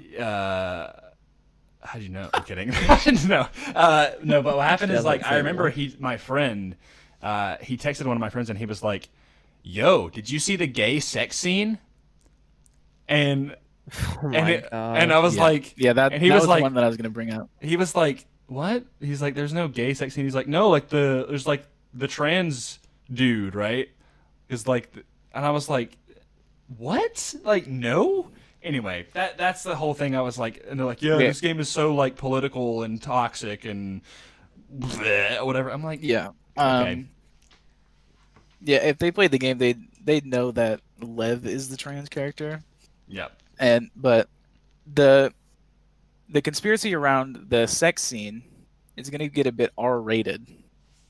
But okay, they believe that Owen didn't pull down Abby's pants far enough for Bro. what? for his to be going into a. That's their. We may have to censor this part, by the way. I don't know. Yeah, that's fine. I had to say that because it's so absurd. It's so absurd. okay. That's But Yeah. that's a controversy. yeah, Wow. it's Okay. People are just Yeah, it's insane. people are just It's insane. ridiculous. It's, Well, Yeah. I laughed that loud because I'm like, that is just the dumbest thing I've ever heard. Like, I mean, yeah, it's grasping at straws for completely idiotic. it's like, how can I make this conspiracies. point? Let me overanalyze this scene, pull it from YouTube, and be like, haha, Yeah, like this Yeah. is the problem. yeah. I don't know. People- There's people to, did that to with be honest, Zombies, like you know? these days, you can make a killing off of being like the anti-political channel on YouTube. Like it's like, let's yeah. talk about there's the whole like, let's hate on Brie Larson channels, or like I think we Watch all that know sucks which channels. specific channel we're talking about in particular. Yeah. He has a Yeah, it's very angry resting face through the entirety of his videos. Yeah, it's just That like, dude is annoying. it's the new trend. It's the new trend where like people Oh, are yeah. like making these videos over and over, and they're like, because there is like a very like vocal group of these people, they all band together, and people just start making channels like this. have you that are seen the just amount like- of videos? Did I send you that tweet where it said there's like some guy they were like, "Oh, I love YouTube," and it was like 5 videos. They're like, "Why The Last of Us 2 is bad. Last of Us Part 2 sucks." Yeah. Like all, and I'm like, wow. Yeah. And they have such a crazy amount of views on It's them. it's come to a point where there's one content. There's a few content creators, but there's one that I've seen in particular that has milked their hatred for The Last of Us 2 as far as it could possibly go. My favorite is how they were they were talking about the week 2 sales having an 80% drop off on the UK charts. And it's like, oh man, you're gonna dislocate your That's a dub. shoulder reaching that hard, bro. First of all, games have massive drop offs in their second week almost always. Yeah. And when they don't, it's because that game is an overwhelming success, and it's very rare for that to be a thing. Yeah. Yeah, GTA 5, you only kill women. You don't play. Second of all, that's the UK charts. Okay, that is not the world. Okay, oh man, it just blows my mind how badly, when the leaks came out, people were like, this game's gonna suck. When the reviews came out and the critics were like, no, this game's actually a masterpiece, they were like, yeah, but come on, it's gonna suck and nobody's gonna buy it. Everyone canceled their pre-orders. And then PlayStation were like, actually, this is the fastest PlayStation exclusive of all time. And they were like, yeah, okay, like I know it sold really well, but the second week sales it's gonna suck. Isn't it like it's like the fastest selling game of? Is it just PlayStation now, or I think it's PlayStation exclusive, fastest PlayStation exclusive of all time. But even so, it's whether you liked the game or not, it is a massive critical success. It is a massive financial success. There is no more argument for you to have to say that the majority of people didn't like the game. Yeah. They're just, unfortunately, there isn't. You're in a bubble if you think so. There are way more people in the world than a couple 100,000 retweets or likes on Twitter. Okay. And they probably didn't know about the leaks. They probably didn't even hear about the leaks, had no idea what happens to Joel or whoever. And there are plenty of people out there who you'll never know their true opinions on the game about because they don't have social media. We're all in a bubble. We all maybe see this overwhelmingly negative user review score for The Last of Us Part 2 or all these people with their negative tweets. But that is, no matter what you think, 1% of the amount of people that actually played the game or bought the game. Yeah. No matter what you think. Same thing applies for something like Star Wars The Last Jedi. Same thing applies for even something that you may really love. The people that you see online, the opinions that you see online make up 1% of that. If the game is selling as well as it is, it's because people want to buy it. Yeah. Right. And if it's going to continue to do so for weeks on weeks, it's because people are recommending it. Yeah. And so whether you like it or not, it's okay not to like it. That's not the point I'm trying to make. You just have to understand that your argument of everybody hates it is not valid. Yeah, it's like people I always appreciate Keenan's opinion because there's things that him and we agree on a lot of the times, and then there's cases like this where it's like we don't totally agree, but Keenan is never the one to go out and blatantly hate on something, and even if he's vocal about it, I don't like it, he will not tear down anybody else, or he won't tear down the success of something because of that. Yeah, I like people to enjoy the things that they like. It's I mean, the it whole shouldn't be that way. Let people enjoy things. I talk about Spider-Man all the time, and I'm like how much I don't like the MCU Spider-Man. Mm-hmm. That's my go-to, and I'm just like, but people do, and it's just they should be able to enjoy it. They should be able to enjoy their favorite version of Spider-Man. I'll always have mine. We're good. I'm yeah. There's a guy in my chat who literally created a Twitch account called The Last of Us 2 is trash. And even he will jump in my chat and have a rational conversation with me about why he didn't like the game and why I love the game. If people like him can exist, then you can relax about how much you hate the game and trying to convince people that they need to hate it too. That's actually such an oxymoron, though. The fact that he made that account, it's trash, but he's like, no, if you like it, that's cool. It was hilarious when they hosted my channel, and I was like, I'm not gonna say the name, so I always call him The Last of Us 2, and yeah, we were able to have a proper, level-headed conversation. Obviously, he was being sarcastic and saying, well, okay, you stopped streaming the game, you finished the game, now you can tell everyone you really hated it. And we're joking around, but they're way more rational than half the people I saw online, especially half the brain-dead idiots sending death threats to Neil Druckmann or Laura Bailey. Oh, that's horrible, by the way. I want to say, regardless on your thoughts on the game, listen, I'm not gonna change anybody's like thing, but like the fact that like this is a continuous thing in so many different cultures and fandoms of the death threats or whatever. I'm like, listen, dude, they're not there to appease you. They're there to tell their story. Like, and Laura Bailey, even if you don't like her, Abby, man. she is so good. And I mean, I know you like her because she was MJ and Spider-Man as well. Yeah. Like, She didn't write the character. that's the thing. Yeah. Played the part. People have to get that through their head that they're like, that person is not the character. Like, people are sending the threats. They're like, you killed Joel, and I'm like, you realize first of all, Joel is not a real person, and I'm like, and two, Laura Bailey is not Abby because Abby is also not a real person. I'm like,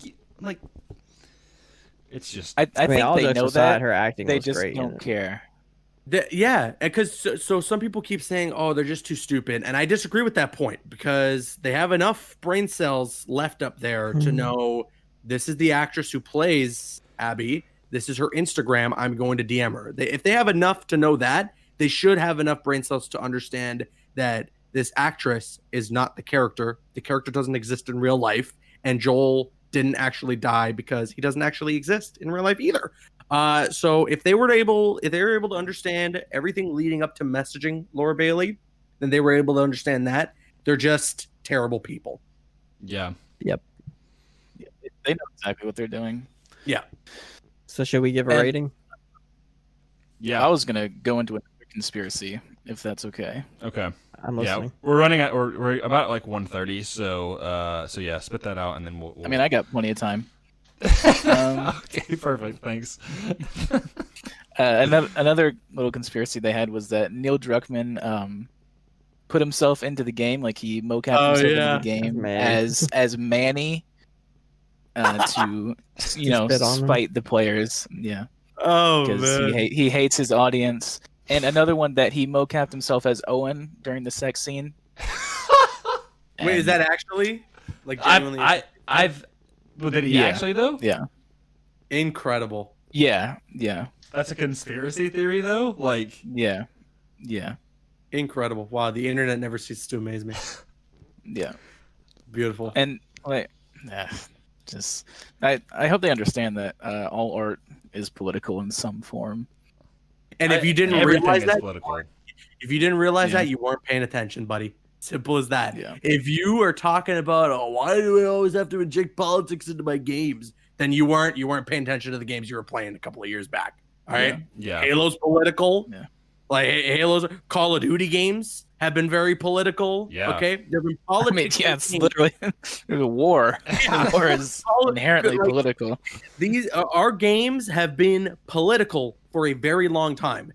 Just shut up and admit that you're transphobic, you're homophobic, all right, you're potentially racist. Just shut up and admit those things. Okay. Yeah. I mean, Stop talking potentially about- is Well, nobody wants to admit that. I mean, and like No, and like I course said, not. it's like there's there's a marginal amount of people that like agree, like they didn't like the game, but it's not for those reasons, a la Keenan right Yes. here. But like, Yes. there's also the people that straight up like one of my coworkers who like just knocks on the game because of a trans character and a woman who is very buff. I'm like, does she make you feel insecure? Like I don't know if it's I maybe think that's because the like, coolest thing. dude, Abby is an absolute tank. I just love her Yeah. design. I'm like a very underrepresented body type, and the fact that like it also plays into the story, right? Where the reason she got so jacked is to kill Joel. Like she literally Yeah. transformed her body into a weapon.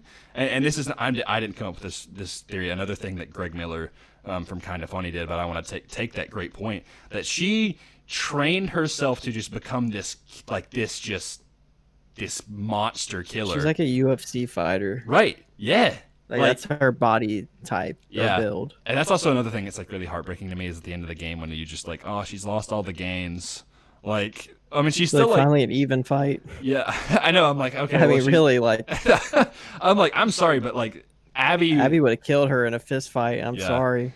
Can I want to talk about this one moment real quick though that like it gives me okay. Thank you guys for listening to no this last moment that it gives me chills and like I don't know like I still don't know how to feel about it is it's in that fight when you're fighting Ellie, and Dina comes up and to stop you from hurting Ellie, and Abby just like bashes Dina's face into the ground and then gets the knife. So brutal. It's horrific. And then she goes, stop, she's pregnant. I thought she was gonna kill her right then and there, because I was like, Ellie killed Mel. Like, Abby has every right to kill Dina. Like, this is like the way it is. That's why Abby says good. Like, Good. when she's about to do it. Yeah. And the way she dude, that's back to the Laura Bailey thing. The way she says good, she goes, good, and like is about to like pull the trigger, about to slit her throat, and then Lev stops her. I was like, yep, that was. There's just so many powerful moments in this game that are really gonna resonate with me for a while. But I really want to play through the game a second time. I just been pretty busy, but yeah. Yeah, so Caboose, you said your score, you gave it like an 8 out of 10. I gave it an 8. That's probably still where I'm just about at. Okay. Had we got a little more, okay, cool. Had we gotten a little more from Tommy, it honestly could have been close to like a 9.5. I just feel like that was a character that was really mishandled. Justice for Tommy. I wish we got a little more. And it sucks because Neil Druckmann said they're not going to do any DLC. I know. Because that could have been like that could have been a saving grace. Yeah, To get like a really full-on interesting. expansion from Tommy. Maybe like have His point of a view. section. Yeah, like play the sniper section from his perspective That or would've been something. sick. That'd have been crazy. So I don't know. I mean, like a day 1, 2, 3 from Tommy. That would have been really cool. Oh, yo, Yeah. please, Jeez, man. please, Neil, Spin-off game? Find it in you, man. Find it in you. But yeah, it's an 8 out of 10 for me. I liked the game. I'm happy if this is the end. I wouldn't mind if they want to make a part 3. I also know that like they said they were working on an online thing, which I'm looking forward to. And mark my words, will be a free to play battle royale. I'm calling it. I'm not even kidding. I promise you that's going to be a thing. In some capacity, it will. I think it'll be like a survival battle royale kind of thing. I'm telling you, it'll be The Last of Us Online. It's going to be its own thing. There will be a battle royale mode alongside of like the normal multiplayer stuff that people really love from the first game. I'm telling you, going to happen. I'd bet my savings. I'm on not gonna lie though, like I'd be with it. Like that's what I'm saying. I'm Like, down. Like the gameplay for this game is just astounding. Like I it's just one of like the most seamless games I've ever played in terms of like a technical level, regardless of what you think of plot. Like people need to play this game and see how polished it is, because it is. Yeah. It's on a. I don't even know if it's on like a new level. Like it just shoots through the freaking roof on how Dude. like crazy it is.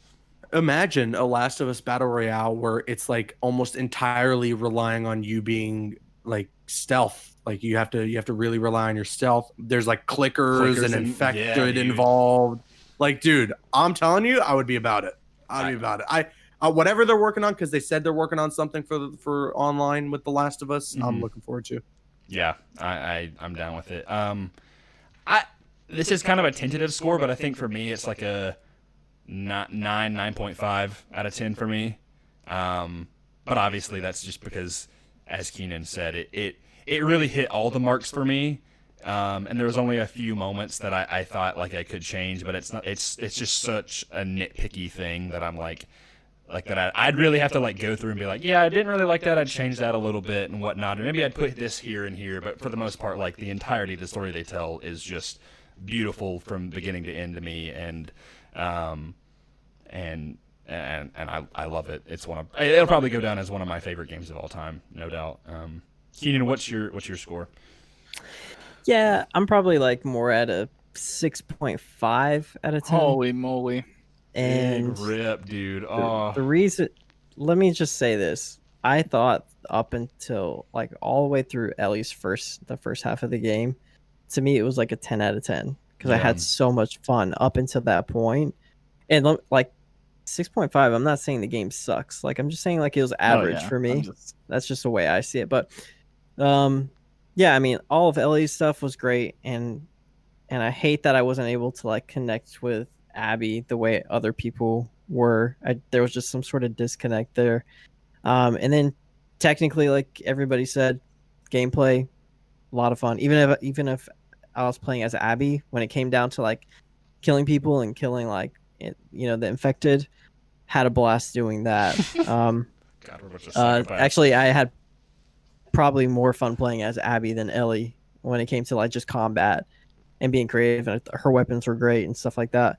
So that, and this may just be only me. There may be an issue with me like just installing the game or something, but I ran into a ton of bugs and glitches, and I actually have probably about 10 minutes of clips of stuff. You told me where about that. Things were just warping.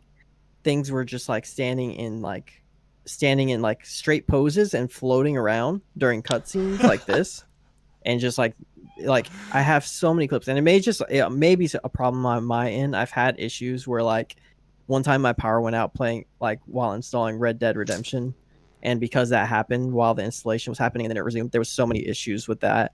So there may have been something with that. I'm not sure what was going on. Were you with playing that, on a pro or just a no, base? slim? Yeah, just a slim. That might be. But that part actually frustrated me so much. Yeah, I'm like, I want to play this game. And there was one time, there was probably 2 different occasions where I went to a loading screen that lasted for about 2 hours. Like there was a percentage and it was like hours remaining for a loading screen. Mm.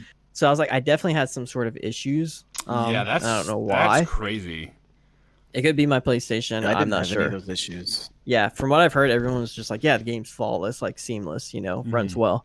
And I for some reason, I just had issues. But that I won't take away from the game because of that. Yeah. It's just like a minor thing that happened to me. But yeah, technically great. And I loved everything about Ellie and just small aspects between Abby and Lev and Yara. So, and I'm playing through it again right now. So I have a completely different viewpoint. So maybe it'll go up. I'll say, but right before Tank gets into his point, I only had one glitch in the entire game, but it was probably like, it was a glitch that like it didn't really like break anything for me. It just, I found it really funny. It's just like a classic video game glitch where I'm in this warehouse playing as Abby, and there's a part where I have an axe and I like hit a clicker, and then the clicker disappears, and then everything around me disappears, and I go zoo right through the ground, and then Abby just goes Fall through the and then she just dies, and I was like, the best bug I ran into was when you're with Jesse, and like it's like a side thing that you can like kind of go out and explore. Yeah. And like one of the he tries to go for a high five, but I'm I'm like a floor below him essentially, like he's up on a ledge and I'm below him. But I engage the high five, and Ellie just kind of freezes up, and she has this smile on her face like she's going for a high five. But she just doesn't move, and then all of a sudden she just zooms to Jesse and high fives. It's so good. I love stuff like that. Tiny little bugs like that don't like ruin the experience. I don't know. Yeah. The only bug I had was there was a prompt, like press whatever to switch weapons, that stayed on my screen for a long time. That would annoy me. It was fine. Yeah, I mean, I just rebooted it and it was fine. But... Yeah. Dude, I think Keenan got the short end of the stick there because of the loading screen thing. Like that sounds. I awful. I started recording like clips every time something happened, but the loading screen thing killed me because I'm getting invested. There's one time where Ellie jumps out of like a window, and as soon as she hits the ground, every time I'd restart the game, but then it would just go back to that loading screen and say like 2 hours. I was like, all right, I'm gonna leave the house. I'm gonna go do some stuff. Was it like like a depth loading screen? Yeah, it was just like it was a typical loading screen where it had like the little moths or something like that floating around, and there was like a bar at the bottom. And I actually have pictures on my phone of it I took, and I was like, I posted it on Twitter, and like I tagged Naughty Dog and Neil. I'm like, is this normal? Like, what's going on? Because this keeps happening to me, you know. You must wait. Yeah, he's like, no this problem. Is why dude, we said the game is 30 hours. Yeah. So I had 2 that were like, one was like an hour or something, and then another one was about 2 hours, and then I had a couple like small ones that were like 5 minutes or something like that. That's loading. Crazy. I never had a load. I mean, I played on a pro. It was on my end. Yeah. I mean, that was one of the things that I thought was really refreshing. Was like the loading times after you die were just like 5 seconds. Like it was just so nice. Not it's like super well optimized. Did I fall in order? Oh god. Yeah. It's like a 30 seconds. Yeah, but most games with loading screens, I end up just checking my phone. But yeah, what's your score, Tank? 0 out of 10. Girls can't be muscular. It By insinuates Knack that 2. trans people are humans. Too much politics. It attacked my faith. Neil Druckmann broke into my house while I was sleeping, and he stole my lunch money. And then he beat me up. But no, I'd say probably like a 9.5 to 10. Honestly, I thought My man. exceptional. We didn't really talk So- much about the graphics. Like, I mean, that's really what graphics, it's all this is all- about. Oh yeah, perfect. I mean, it's one of the best looking games on PS4. It's a lot better looking than Red Dead Redemption 2 for sure. Dude, it looks gen. I'm not even gonna address the. I'd thing that you agree said. with It that, looks actually. next-gen. Oh, it'll come out on next gen consoles and it'll look even better. You know it will. They're It's gonna do yeah. a PS5 port. And it's almost as good looking as the girl listening to this. Smooth. Good man. one. So And with that, that's going to do it for this episode of Comic Blast. Thank you for I wasn't listening done, but- to. Dude. Well, sorry. you're what's done wrong with now. that? Mind blown. No. Okay. Sorry. Did you have more to say? I need to step my game up. No. Okay. Fantastic. Because I'm that in. You can My, only. my phone number is 618-972-4888. Wow. Okay. I Wow. think that's his actual If any- phone number. Is that your Yeah, actual? if any girls were flustered by that. Do you want me I'm to pretty censor sure that, that's or do you his actual phone actually number. do you actually want your phone number out there? No, I don't want my phone number out there. Okay, I don't know good. why he would say that. I don't know. It was Why just, did you? it's just a joke. Well, you're just. But you Now said Grace your is like, actual I number. gotta sit here and Okay, hey, If it's a real phone thank you guys number- for listening to the Comic Blast podcast. We really enjoyed doing this episode on The Last of Us 2 and chock full of spoilers. Again, it's me, I'm Grayson, at Tracer8, Twitter, Instagram, Keenan, at Keenan Creates, Twitter, Instagram, Tank, at TankForever10 on Twitter, Caboose, you can find at twitch.tv/Caboose, right? Yep. Caboose, and at Caboose EK on Twitter, and what's your Instagram? Same thing. Okay, cool. There you go. YouTube.com/Caboose. Caboose. Oh yeah, and obviously the little YouTube channel. Don't watch them. Yeah, he's the worst. Unless you like Mortal Kombat or superhero stuff, Spider-Man Miles Morales, go check him out because he has got you covered over there. And yeah, I want to thank them and I want to thank everybody for being on this episode. And if you have stuck with us this far, we really appreciate it. And with that being said, Yep. Shazam! To the Patreon subscribers, thanks for the cash. No, it's done. It's done. Like I said, Shazam. All right.